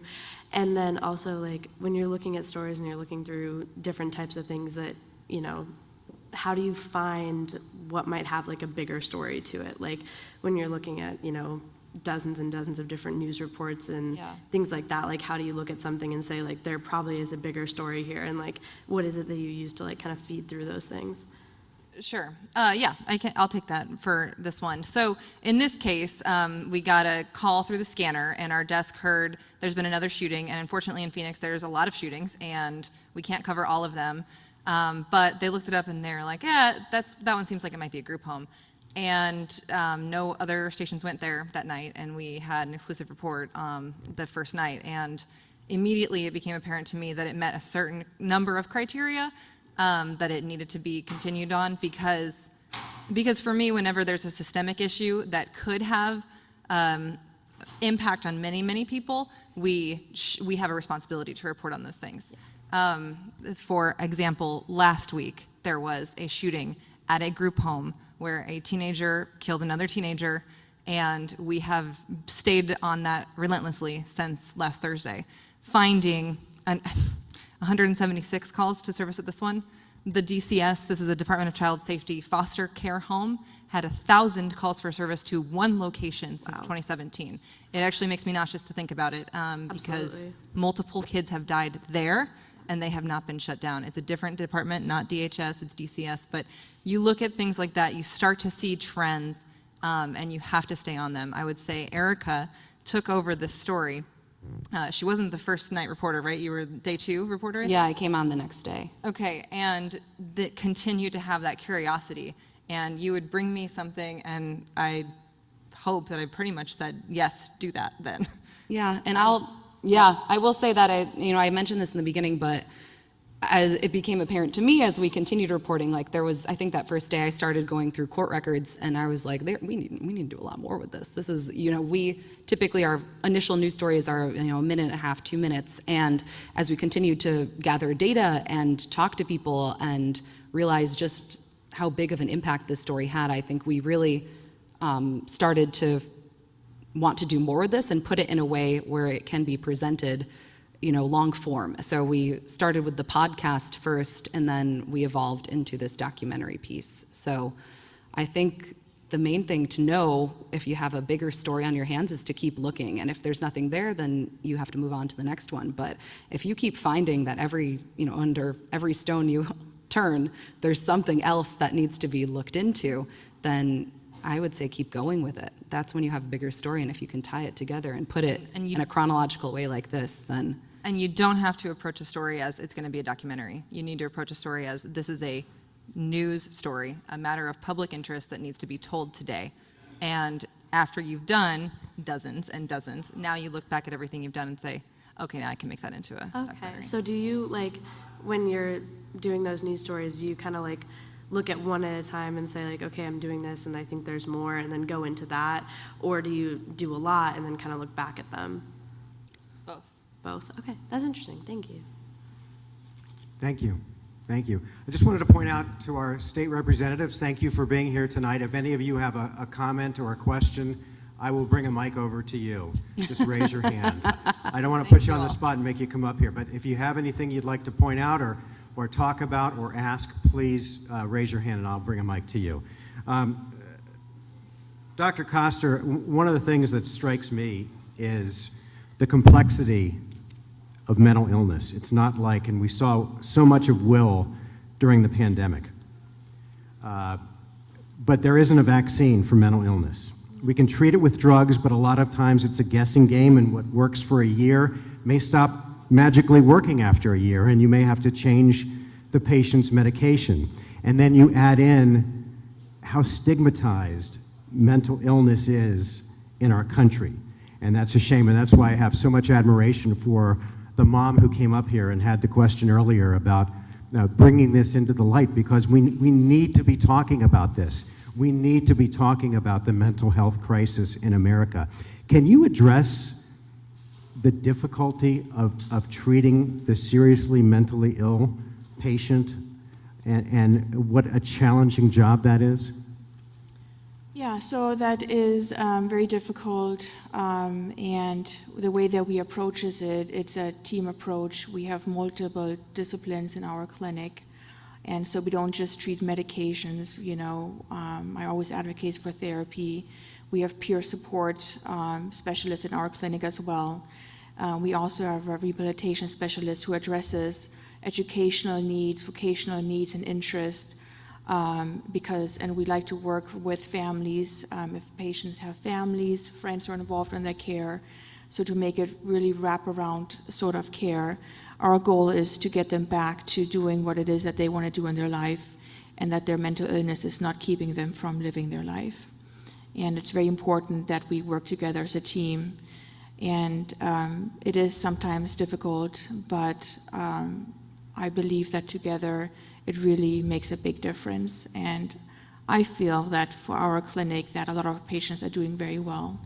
And sometimes there are hurdles and there are a lot of factors, background trauma, substances use is also a big one that often hinders psychiatric treatment. So you have to do dual approach there, treat the mental illness as well as the substance abuse. But we're continuously trying to improve our care and make it as comprehensive as possible. And so many times these patients, and Erica and Katie touched on it in the series, so many times our prison system becomes the keeper for these people who truly need medical help, and not necessarily to wind up in jail, but it is a vicious cycle, Will, don't you think? Well, I mean, absolutely, and you could do a whole series on the Department of Corrections like this, with where it's super complicated. Yeah, this is it's a big issue, and you're right. I think the biggest provider of mental health services in the entire state is the Department of Corrections, yeah, absolutely. It's and I just want to throw this one thing in here about the importance of having state agencies be very good at regulating. And that, I mean, when you're talking about Department of Corrections, the Department of Corrections doesn't provide the mental health and other health services for the patients. They contract that service out. And so the super critical thing is to have talented people at these agencies who understand that responsibility and understand the nuances of being a good regulator, holding your contractors accountable. In this case, the contractors would be, in some parts of this is the Access, the state Medicaid agency. They contract with entities, Mercy Care is one, United and others, and they are responsible for providing the services, and the oversight role is for Access to be holding their contractors accountable. And that's the real key here. And I think if Access does a reasonably good job of that. Of all the state agencies, I think over the last 7.5 years, Access has probably been one of the highest performing. Department of Corrections obviously has not been meeting the mark. And there's a lot of untold stories about the lack of treatment of mental health in that system, I'm sure. And Jimmy Jenkins, who's at the Republic now, is really following those stories pretty closely. I'll add too, just quickly, that I think it's a group of people, a lot of people, as Dr. Olson said in our piece, it's a continuous cycle, and a lot of people who maybe have a criminal record or background who do have a serious mental illness, that might put them in a place where it puts them on the streets, as Katie said. We've done other reports on that, and I think when there are several agencies involved in mental health care, that they all have to be functioning correctly in order for it to work, because you could be getting good treatment in one area and then punted to another and you don't, and that's where a gap is. So I think it has to be, systemically, everything has to be working for this to work well. Yeah, I just want to say that at our clinic, and I imagine most SMI clinics, we do have a lot of patients who have a criminal background, and so we routinely coordinate care as much as possible with the jail or prison where they're coming from, and once they're released, with their probation officers, with a goal to, of course, keep them out of jail in the future. So we do really try to kind of close the circle once and for all, if you will. Absolutely, and that's the kind of work that I think we know has to continue happening. What I will say, and I think Dr. Olson actually said it really well in the piece, it can be frustrating, I'm sure, for care providers, obviously for families, and to know that some parts of our mental health care system aren't as effective as others. And I think she spoke really well to the sort of profitability in some cases, which is not what ValleyWise is. But some private providers, maybe won't take these patients. So that limits us as well, knowing that some places are private and some places are these public hospitals, but we have very, very few public hospitals, and private hospitals don't necessarily have an incentive to take really complicated cases, which makes our system so much more challenging. Yes, go ahead. Hi. Hi, I'm Blake. I'm a freshman here at Cronkite, and I'll direct this question at Erica. In the short time I've been here, I've learned that the most important aspect of journalism is seeking the truth. And I guess, how are you able to stay persistent and not back down in bringing to light these underlying problems of these organizations that have tried to hide them from the public? Hey, thank you for your question, and thank you guys waiting in line. I know I'm glad to see we have a lot of questions here. I would say you just have to keep asking. You never know when someone might turn around and want to talk to you. I know, for example, the state health department, it took like 5 months, and we had to sit down with them and do a background discussion first, and it took a long time, but we knew that being able to ask them questions and try and hold them accountable and see what their responses were was an important part to this investigation, and ultimately that came through. And I'll add too, another part of this that didn't necessarily make it into this piece, but we were able to, Tilden Manor and its management never wanted to speak with us, and neither did their attorneys at this point in time, but we tried to connect with as many former or current employees there as we could, and we were able, one day, it took 2 days actually, we went through all the police reports that we detailed at the Tilden Manors. I was able to look through, see who called. Typically it was an employee that would call for help, call 911, and then we ultimately went down the list of names. We went to 23 different addresses throughout the East Valley to try and track down people who could give us insight on what it is like to work there. And we knew without that we couldn't, go forward without knowing that, those situations. And we heard a lot of different stories. Some had positive experiences, others had very negative experiences. But I think it's a matter of due diligence to try and make sure you exhaust every single option you have to get any sort of answer. We did take a Cronkite intern with us as well, so. Yeah, Talk to so Faith. thank you for your question. I just have one thing to add as a piece of advice too, is when you're dealing with like state and county agencies, one of the keys is really just building relationships with people, like not when you're working on a story. So like get to know actual people that work in those agencies, not when you're working on a story, but get to know them so that you have a relationship with them. And then if you're working on a story and the leadership of the agency is unwilling to give you what you need, you've got somebody that you could go talk to, go through the back door. They're there. And I have to say, I've gone off my whole career, I've gone off the record a lot of times, and I've never been burned. And so you can ask people, say, look, this is not for attribution, off the record, and you can get a lot of key stuff that you really need from people that work there that aren't supposed to be talking to you. And as long as you respect that relationship, you can get a lot of good information from people that when you're in an environment where the leadership is stifling your ability. It's not always the case. Hopefully in 140 days it won't be like that. Thank you. Thank you. Nancy Bartow. Thanks so much. I didn't want to turn my back on anyone. I have a couple of questions. First of all, actually comments, but I want to thank you for this investigative report and how it was presented tonight. It's an issue that truly needed the Band-Aid ripped off and continues to. So I applaud your digging and trying to get those answers.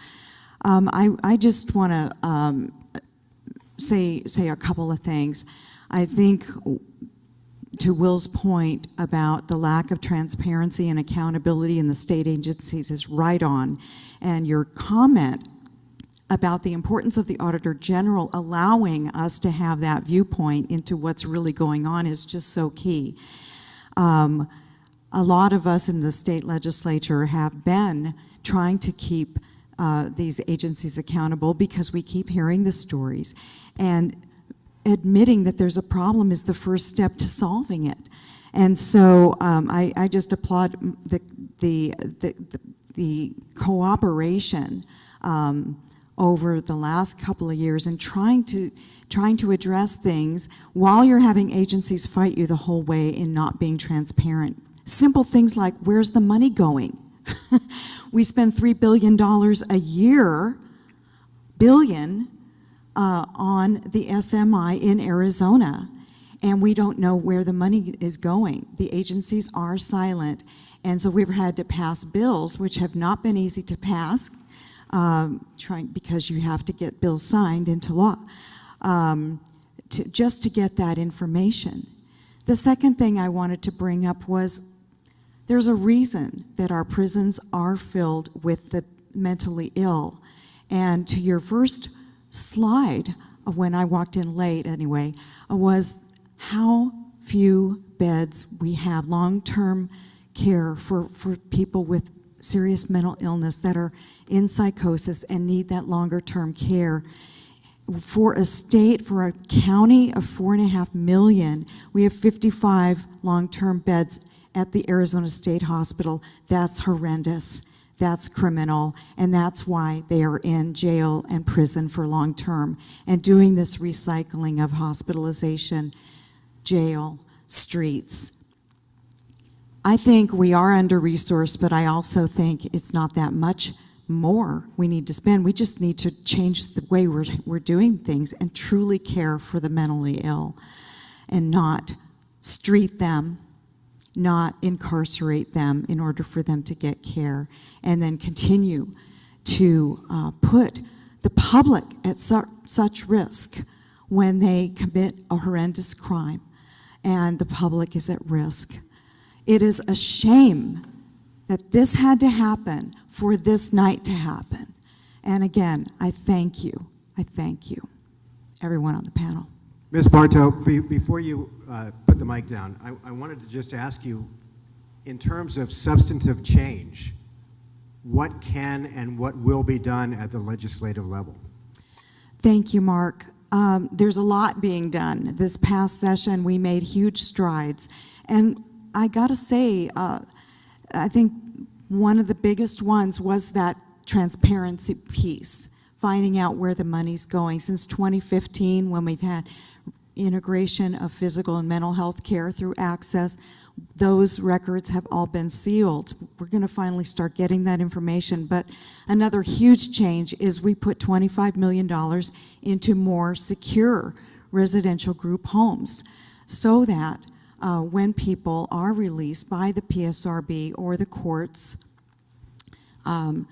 into a step-down situation, they won't be able to walk away.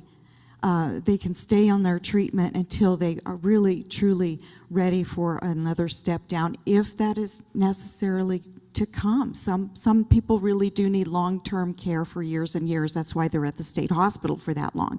Many don't. Many just need maybe 6 months, a year, 18 months, 2 years, and then they can step down. But that care is just not available right now, and the payment structure doesn't allow it to be. We have a managed care system for our mental health system, and it's much cheaper for the providers to spend on the less ill. So the most ill go wanting, and they're on somebody else's budget, and that budget's corrections. So those are two examples of what we did this past session, and we did many other things. I think the PSRB move was incredibly important, and I do think it will be it will hold. I think it will be a much better situation for those people coming out of the state hospital and going before the judge, who will be changed. They're the ones that put them there in the first place. The judge court-ordered them to the state hospital or wherever they're getting care. So they're an appropriate entity to make that decision.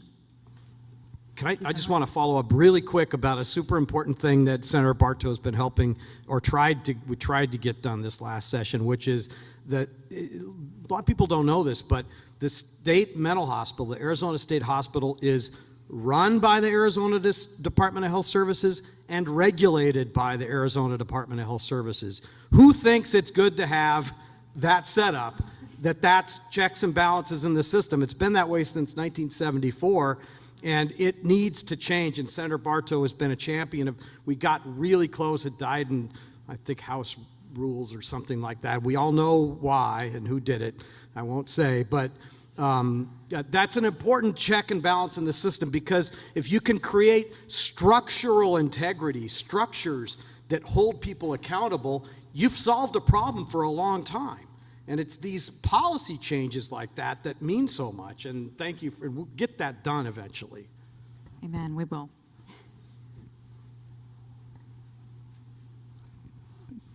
I'll make this quick because I think those that are paying tuition to ask questions should get in, not us freeloaders.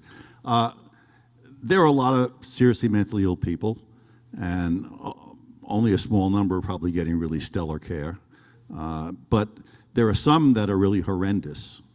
I mean, those of you who know about documentaries, you know, a big reform was pushed by big documentaries, right? Wiseman, Titicut Follies, Geraldo Rivera in the 60s when he snuck into Willowbrook and saw horrible conditions. And so we're talking about the group homes, even the prison system, but what's happening there is bad and deficient, but it doesn't approach the horror, the squalidness of what's happening about 2 miles from here. You have a homeless encampment that spans about 10 square blocks, right? Maybe 10th Avenue to 15th in the President Streets. I drove through there. It is like Calcutta. I mean, people living under tarps in squalor. If the state ever ran a hospital like that, the administrators wouldn't just lose their jobs, they'd be in prison. Yet you can't clean this up because those people are not so mentally ill, or most of them aren't so mentally ill, that they're a physical threat to themselves or other, which is the criteria for taking somebody into custody against their will for treatment. So my question is, and I guess this is for the doctor and for Will, do we need to be a little tough love? Do we need to enforce the camping ban, to lock people up who refuse to get off the streets and not go into to a shelter where we might be able to provide some social and psychiatric referrals and services? Do we clean up these encampments? Because San Francisco's not doing it, New York's not doing it, and we're not doing it, and it's pretty disgraceful. Well, I think this is a housing issue foremost, and yes, there are people on the streets with mental illness for sure. There are people with substance issues. There are some people who choose to live that way, and then there are people who just had unfortunate life events that brought them there. But the biggest problem right there is that there is no housing for these people to go. And it's difficult to find a job to keep up with your medications if you don't have a place to live.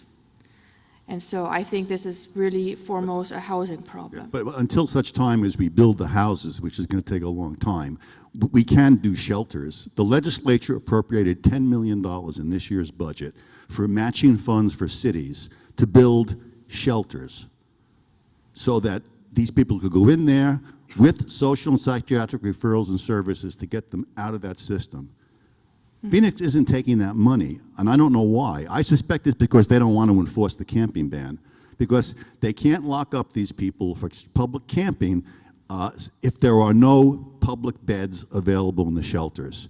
They don't have enough public beds, which is why the Phoenix police cannot arrest these people, say, get in that shelter or locking you up. They're not taking the cash.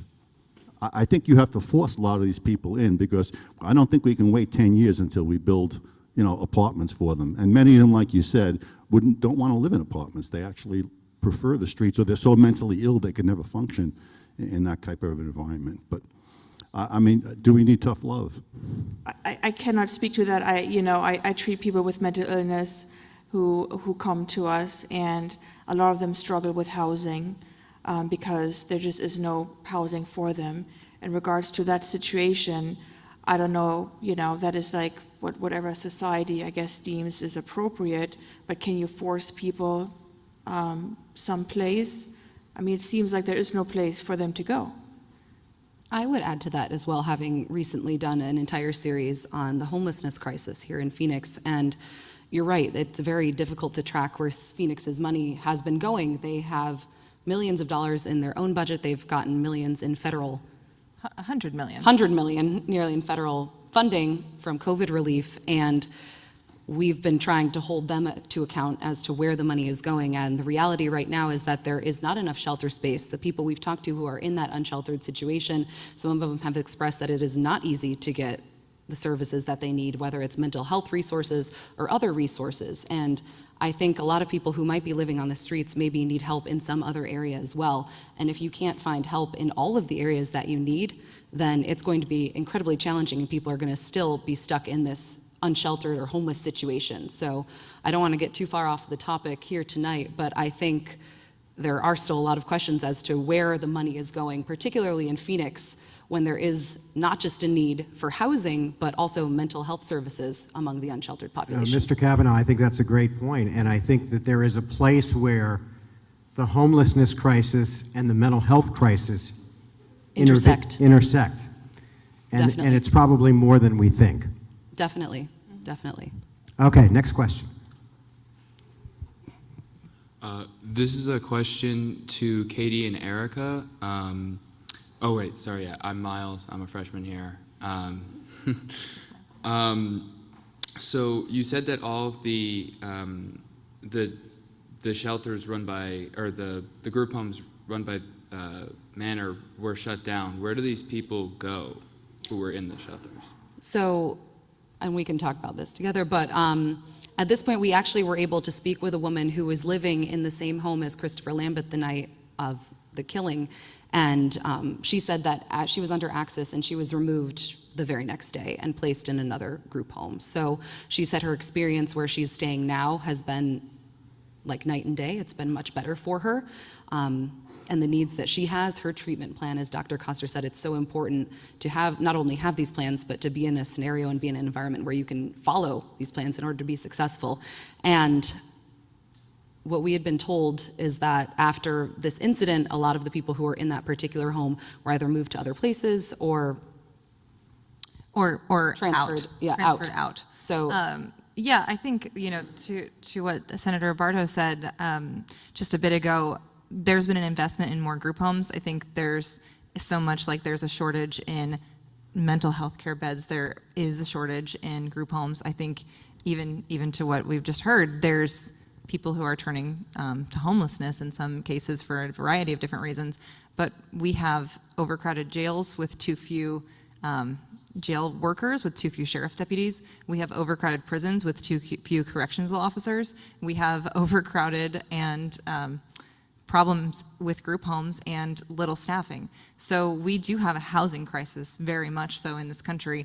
And when you look at what happened to the 9 residents who were there, we don't get to track them all. They all have privacy rights through access, as we just discussed, but the ones who did reach out to us, at least that one woman was placed. Obviously, we know where Christopher Lambeth went, and unfortunately we know what happened to Stephen Howells. So it's tragic, but we know there's basically 2 or 3 things that could have happened. They could have been released to family, they could have been put in another group home, or they could have just fallen through the gaps themselves.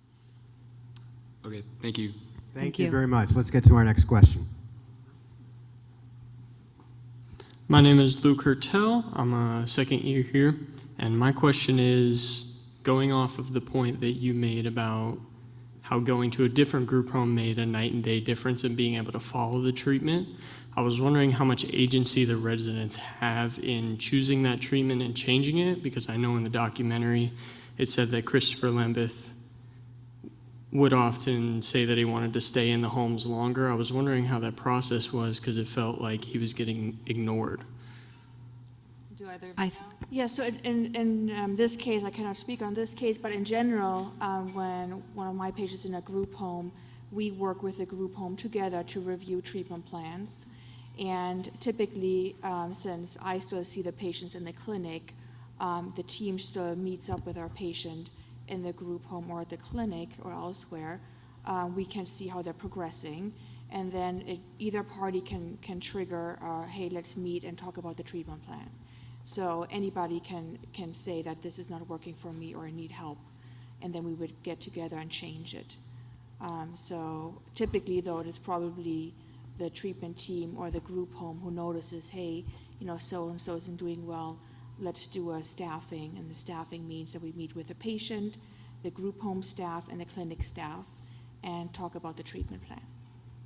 I would just add to that briefly that in the cases we've reviewed, it seems that there was always someone more than just the patient or the person staying at the group home involved in the decision making.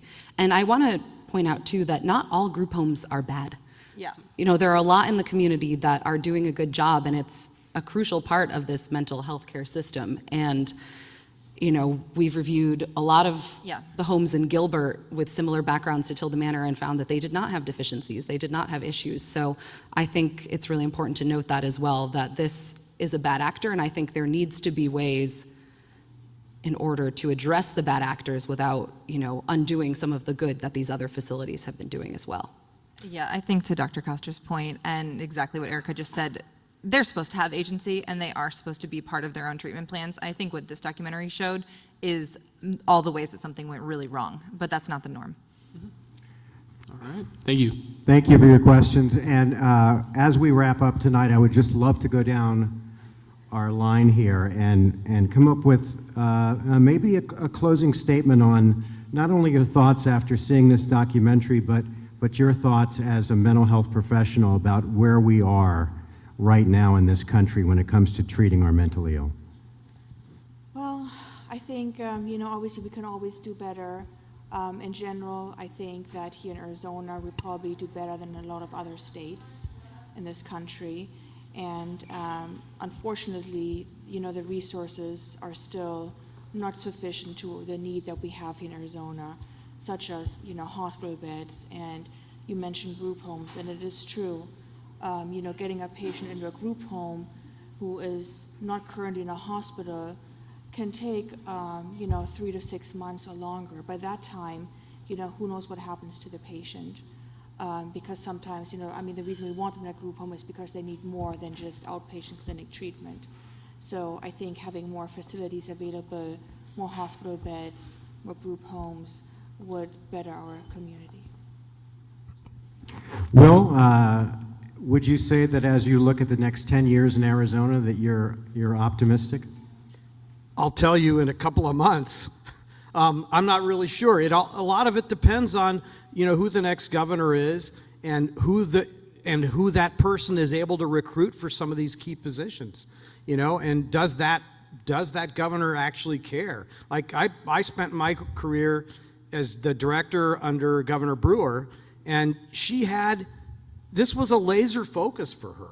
I mean, she really cared about the performance of the system, and in large part, we all owe her a huge gratitude for expanding the Medicaid program, which was not an easy thing to do, which brought a lot more resources, not just to the Medicaid program generally, but to be able to serve persons with serious mental illness. When I first started my job, when our agency, DHS, was responsible for the mental health system, now it's over at the Access Agency, it was in the middle of that terrible recession, and persons were being, if you were what's called a childless adult, you were frozen out of the program and couldn't re-enroll. And had we not expanded Medicaid, this would be a much more dire situation, I think, than we're talking about right here. So I want to close by saying something that I'm glad you talked about, which is that, like, we're talking about a bad thing here,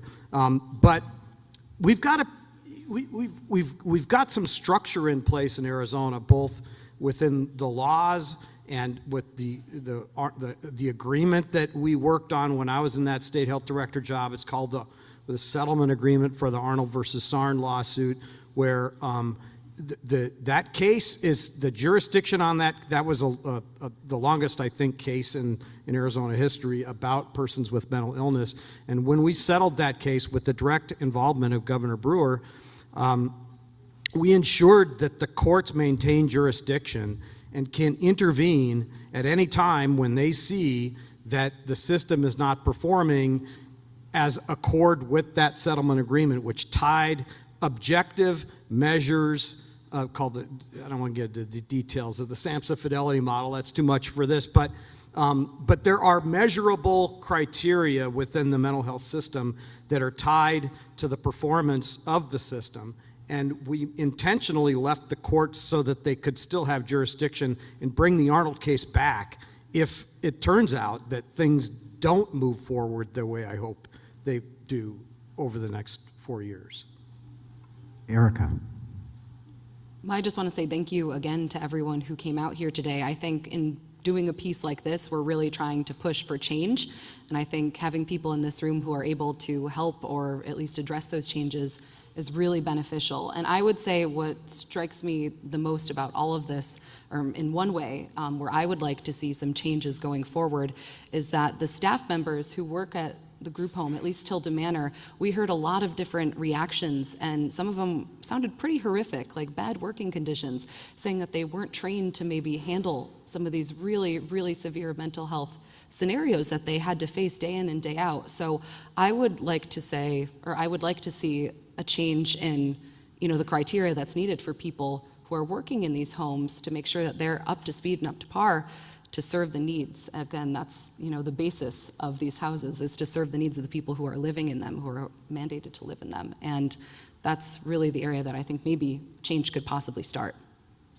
Katie? Yeah, what I want to say is that bad things happen whether or not journalists cover them, but I think when we cover them and expose them and get a conversation going, then change can occur. So we're passionate about doing projects like this, obviously about the homeless crisis as well. I think we spend a lot of time on one thing, doesn't mean that we were able to stop that day or even do another different story tomorrow. I think this job is important, and I'm so grateful to have state lawmakers here as well who are listening to this and possibly making changes. I think it's great to have other community members and young people here because, again, it doesn't matter if I talk about it, it happened whether or not we had done the story. I hope that doing the story makes some difference. Thanks, everyone. Thank you all. I'd like to thank Dean Batts for having us here, and our GM, Kate Morris, who worked on getting us in here for this. Erica and Katie, thank you for your reporting on such an important topic. Doctor, thank you. Will, thank you. I just want to say, as I look out here and I see all of these young Cronkite journalists, I'm pretty encouraged because we had some very good questions tonight. You were engaged, and we appreciate your participation, even though you were probably prodded because you would get credit for coming tonight. And just from a personal standpoint, there's probably not one person in this room, myself included, who hasn't been personally impacted in one way or another. Maybe it's a family member, maybe it's yourself, maybe it's a friend, by mental health and mental illness. And we need to bring it out of the shadows. We need to stop stigmatizing it.